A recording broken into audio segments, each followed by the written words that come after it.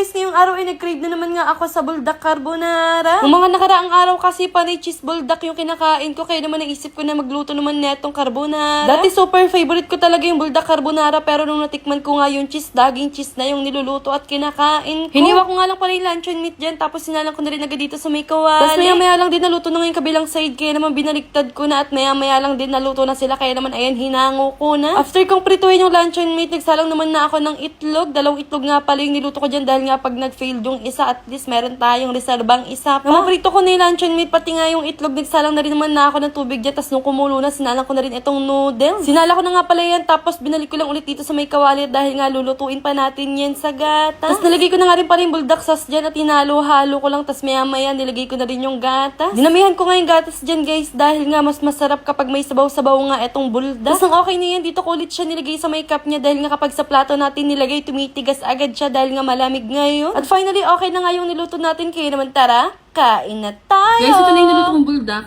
Buldak carbonara naman kasi panay tayo cheese eh. Binalik ko ulit siya sa lagayan niya guys para hindi tumigas agad yung noodles. Kasi malamig eh. First bite.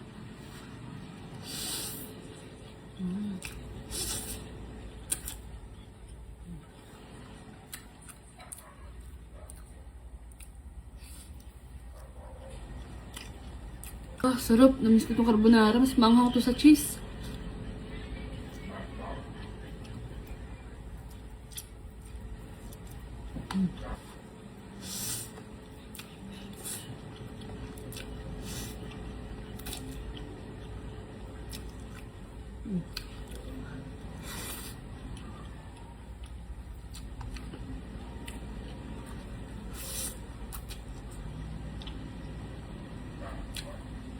Sorry.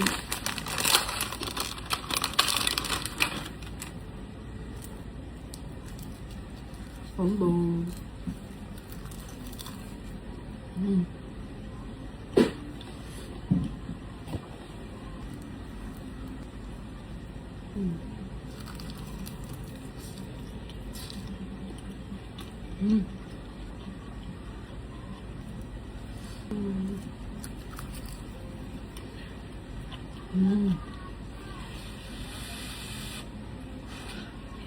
Ha?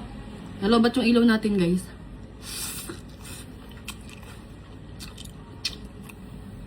Pero tuloy pa rin tayo.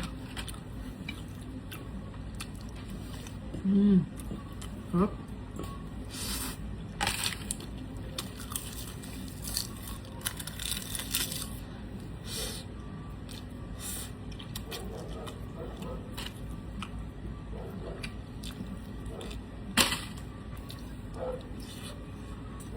Parang ano ba yan? Lay mineral.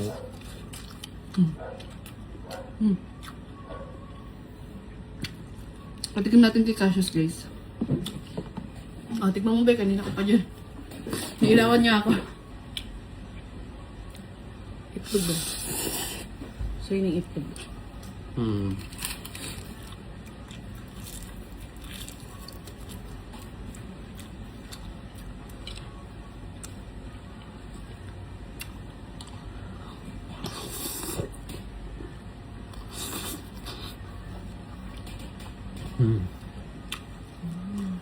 Sarap. Yeah.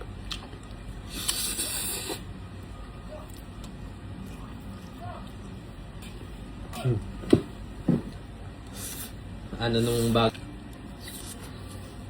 Pero iniisip ko pambabae siya eh. Kasi pambaling siya. Pambaling yan sa aming carbonara.